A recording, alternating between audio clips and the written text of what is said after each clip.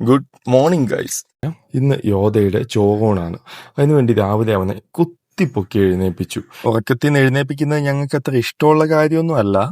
എന്നാലും യോധ പൊതുവെ ശാന്ത സ്വഭാവക്കാരനാണ്. അങ്ങനെ ഇങ്ങനെയൊന്നും വഴക്കുണ്ടാക്കാറില്ല. അച്ഛൻ രാവിലെ കാര്യമായ എന്തോ പണിയിലാണ്. വല്യച്ഛനാണെങ്കിൽ പല്ലില്ലാതെ ഇവിടെ ചിരിച്ചു കാണിക്കുന്നു. വല്യമ്മയാണെങ്കിൽ രാവിലെ തന്നെ പല്ലില്ലാതെ മുറുക്കാനുമായിട്ടിരിക്കുന്നു. എന്റെ ചായ വന്നു. അപ്പുറത്തെ വീട്ടിലെ മുയലാണിത്. കുറച്ചും കൂടെ വലുതാകട്ടെ, നമുക്ക് പൊരിച്ചടിക്കാം. ഇന്ന് യോധനെ കുളിപ്പിക്കുന്നത് ഞാനാണ്. പഴയതുപോലല്ല, ഇപ്പൊ അവൻ എഴുന്നേറ്റ് നിന്നൊക്കെ കുളിക്കാനായിട്ട് തുടങ്ങി.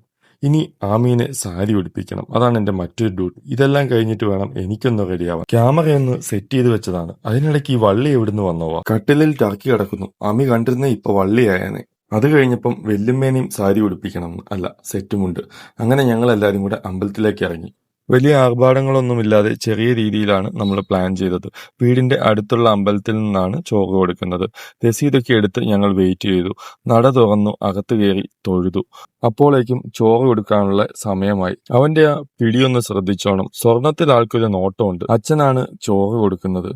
കുരിപ്പിന്റെ കയ്യിലിരിപ്പ് ശരിയല്ല. അമ്മയുടെ മേത്തുള്ള കുങ്കുമമെല്ലാം തട്ടിമറിച്ചിട്ടു. പിന്നെ ചെറിയൊരു ഫോട്ടോഷൂട്ടായിരുന്നു. ക്യാമറാമാനായി ഞാനും അച്ഛനും അനിയനും അമ്മയും എല്ലാം മാറി മാറി നിന്നു. അവന്റെ പിടുത്തം കണ്ടോ, എപ്പോഴും സ്വർണ്ണ കളറിലാണ്. എല്ലാവരും ഉള്ള സ്ഥിതിക്ക് സ്റ്റുഡിയോയിൽ പോയി ഒരു ഫോട്ടോ എടുത്തേക്കാം എന്ന് വിചാരിച്ചു. അങ്ങനെ ഒരു ഫാമിലി ഫോട്ടോ എടുത്തു. കൂട്ടത്തിൽ യോധയുടെ ഒരു സിംഗിൾ പിക്കും. ഇനി നമുക്ക് ഫുഡ് അടിക്കാം. അതിനായിട്ട് ആദാമിന്റെ ചായക്കടയിലേക്ക് പോയി.